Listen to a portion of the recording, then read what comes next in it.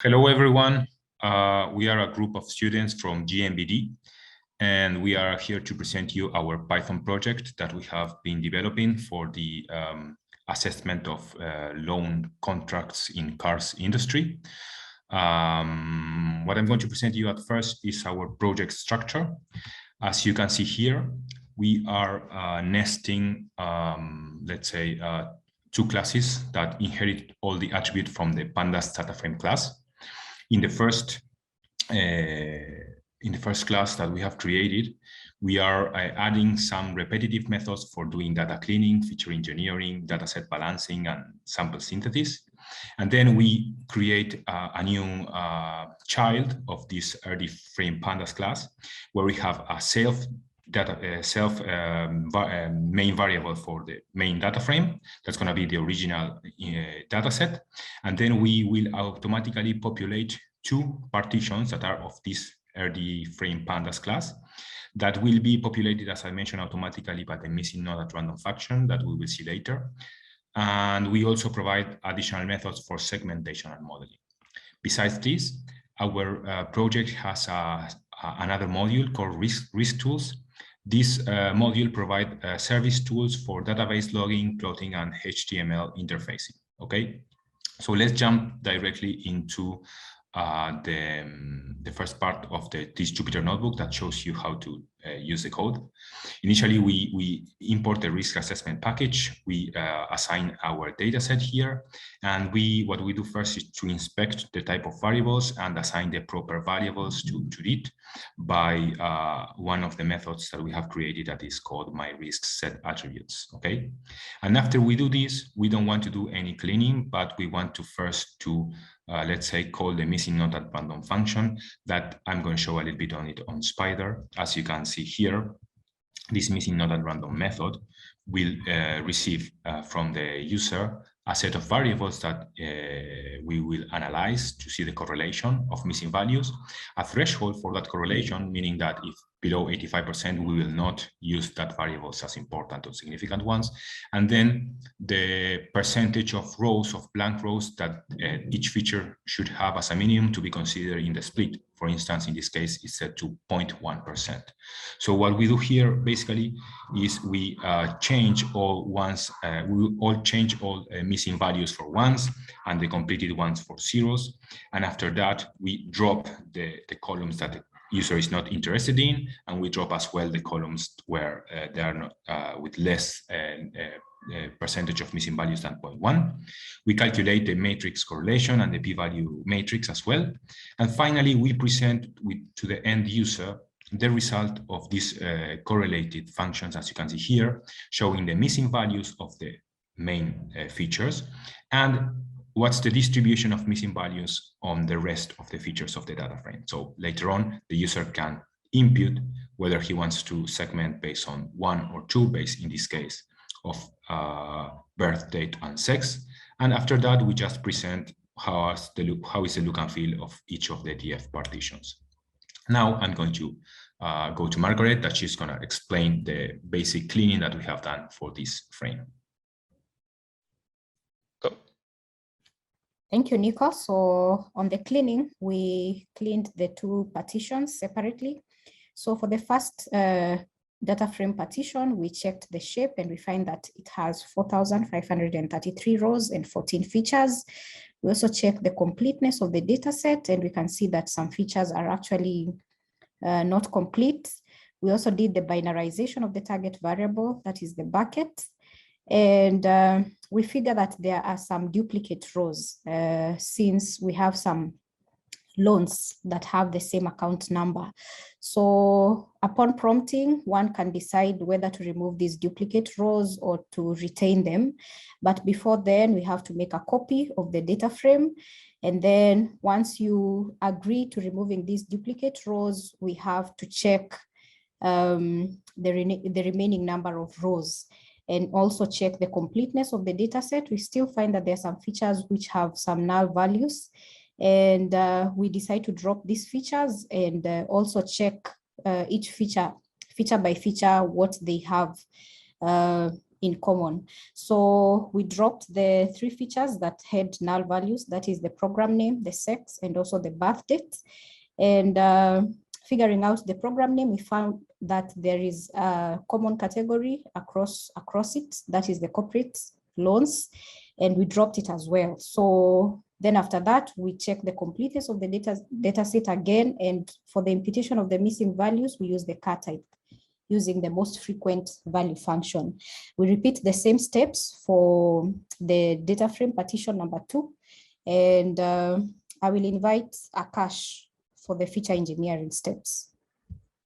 Margaret, and as done on the EDA for the feature engineering, we also do specific feature engineering based on the partition 1 and partition 2 of our dataset. For most of our feature engineering, we create new columns such as the years as customer, which is based on the customer open date and the last reporting date within our dataset, where we calculate the new column years as customer. And we also look to create a new column called length of loan, which is based on the original features of loan open date and expected close date. And once this is calculated, we drop the loan open date feature. We also could drop expected close date as well as reporting date and account number and customer ID features. We also detect for outliers within our dataset. Over here, as we can see, we see outliers on the original booked amount and outstanding features. And decision is made to delete these outliers within the dataset. We also have a min-max, we calculate the min-max scalar of these features: original booked amount, outstanding, years as customer, and length of loan. These are, once the min-max scalar is created, we are creating new columns for these features on the min-max scalar, which is based on 0 to 1 within our dataset. And we're also calculating the ratio of positive categorical features, such as card type, and based on the binarized target. So we're calculating the ratio of positive within the card type categorical feature on the number of times each card type is reported within our dataset. Also do the same for our partition 2. The steps are repeated from what we did for the feature engineering of partition 1. But over here, what we do different is we calculate the age based on the birth date, creating a new column age. And we also drop the same features as we did for partition 1, such as the expected close date, reporting date. And for the summarized customers, over here, we are making a group by on the customer ID. So we only keep one loan for every customer ID with the reference to the binarized targets. And we are adding at the same time a new column to count the number of loans per customer ID as well. Yes, exactly. And now I would like to hand it over to Nicholas to explain the experiment running that we do on our 2 partitions that we have created. Thank you, Akash. So now we are going to show you the experiment that we have run, okay? As we have seen before, we have 2 data splits, number 1 and number 2. What I'm going to show you first is our spider code for this section, okay? We have created this find segment split method that receives a candidate for splitting, okay? This is the candidate variable that we will use for splitting the dataset by using class tree classifier, okay? As you can see in between this snippet of code, what we are doing is we're checking if the candidate variables is within the partition that we want to check, and then we call either one function or another function to find the best split. The best split is going to be a numeric variable in case of a numerical feature, or it's going to be a list of items if it's a categorical one, okay? And once we find this split, okay, the user will input the target variable that we want to use as in the data frame for the logistic regression, and also the input variables that he wants us to use, the features he wants to use in the experiment. So once we have the split, okay, we will split the data set into train and test. Then we will resplit it in that between the upper and lower segments of the threshold that we have found, okay? And then we run in particular 3 different models, one model for the complete data set, one for the upper section, and one for the lower section. And then for the complete model, we imputed with both the upper and lower train data sets. And then what we do is we calculate the Gini score for each of the 4 models. And we compare all of them to see whether this is a good or bad split. And we present this information to the user. But what is most important is that here we call our risk tool to record the information in the database for later use. Okay, so now I'm going to switch to a Jupyter Notebook to show you the rest of the results. So as you can see, our partition number 1, it has not a good number of rows. It has only like 250 or something like that. So, and the class 0 is very low. So when we run the experiment, the first experiment with years as customer as split and the total number of sets for the logistic regression, we find here that we catch some exception saying that the Gini values could not be computed for having few samples. So we're going to jump directly into DF partition 2, where we have a huge data set and we can show you the results. And then we will see a workaround that we found for this type of errors, okay? So going down to our DF partition number 2 results, I'm going to show you just the result of the first experiment, that is age, okay? First of all, as you can see here, we have a huge number of positive and negative values, like 20K for each one. But when we run the experiment on age and we use the whole number of features for imputing in the logistic regression, we find that the age is a good candidate for variable segmentation. We also get the p-value that we calculate to see if that partition is statistically relevant. In this case, it's lower than 5%. And we find that the best split for the age is 46.5 years old, okay? We get the result of the full model and the segmented model, and we compare it both in the upper and lower segments of the split. And we see that in both cases, the segmented result is better. And then we plot this also using Plotly. And this is also what we're going to see soon in the webpage Python Anywhere. Then we can run this experiment several times with several different splitting candidate variables and different features to calculate the logistic regression. But I want to go to the last section to show you one improvement that we try to add to our class, that is the smooth synthesis of new rows or new data, okay? As we can see in DF1, we had a Gini result of 100% when we used original booked amount. And this is probably because the number of positive values or negative values in the train set is only 1 or 2. So we need to try to figure out how to deal with this situation. So in order to do so, we created below, you can see it, a function that is called Smoty oversample. As you can see, it will generate additional samples of the minority class. In our, if we go up to line 99, we see that initially we have 186 and 92 of the minority class, but after running this sample, we balance the data set and we synthesize new rows to have 186 of each category. So when we run again the experiment, what we see in this case for the similar experiment that we ran above, we see that the Gini score result is lower than 90 or is similar to 90%. It doesn't mean that it was worst, but what we are generating here is additional samples of the minority class, so we are starting to get more precision in our model. Still, the number of samples is not that much, but it's an improvement that we can do to our solution. So now I'm going to hand it to Tony and to Miguel so they can move on to the database section. Thank you, Nico. Now I'm going to show you how we are going to create the login method to store the results in the SQLite database. For this, we are going to define the log structure with 2 classes and 2 tables and 3 main functions.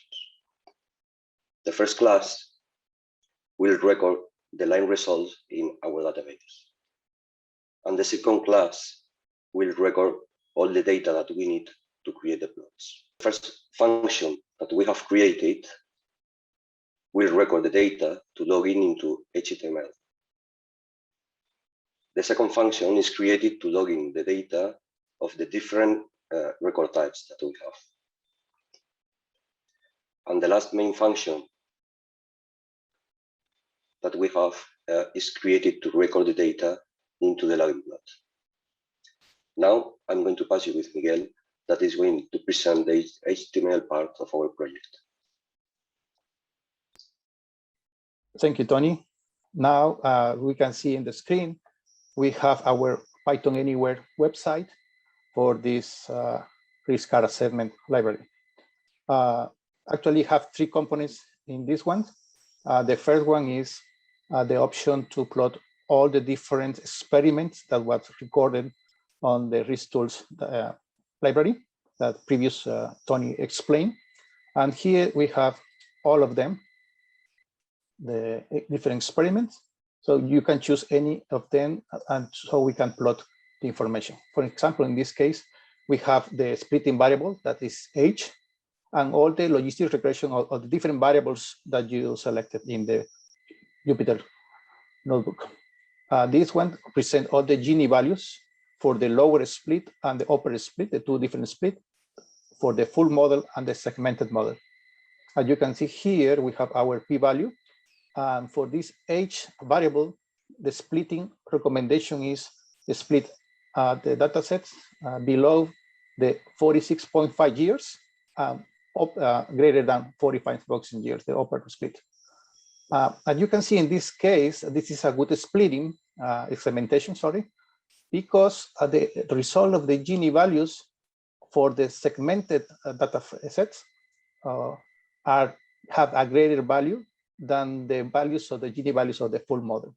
So this is a good candidate for segmentation. Additional to that, all this is linked to the login report that we established in our risk tools. So you have it here, all the internal process that we have when we set up the initial data frame, when we set up the target variables and all the different results that we are recording, and when is the best result for each variables and all the different things. So this is all recording on the Jupyter notebook, and we present here in our series. If you have any question about how the risk assessment library works, we have here online the documentation that later we are going to show you where you can find them. And we have all the documentation, every example how to use our library, different experiment or different functions. And we have a good detail of every method, every function in our risk assessment database, library. So you have it here. And now I'm going to explain a little more in detail how we build this website and Python Anywhere. The first thing we need to do is that in order to build this website in Python Anywhere, we create a virtual environment that we upload all the different libraries that we need to have it. Additional to that, we have the different components that I'm going to show you. Is that we use Plotly as the tool to do the plot, but also we are using Dash. Dash is another library related with Plotly to allow us to control all the different elements, HTML elements, the links and the Dropbox to dynamically select the different things, the connection to the database, and on the different part of the different graph and bars and information that we have. So we have a callback function that receives the information from the filter of the Dropbox, and we post 4 different objects, one graph and the different results from the database that we have.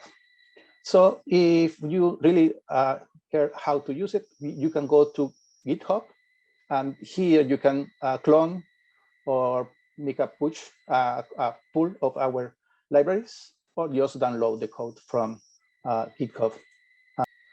Now, just like to thanks for the time. Hope you enjoyed this video. Thank you very much.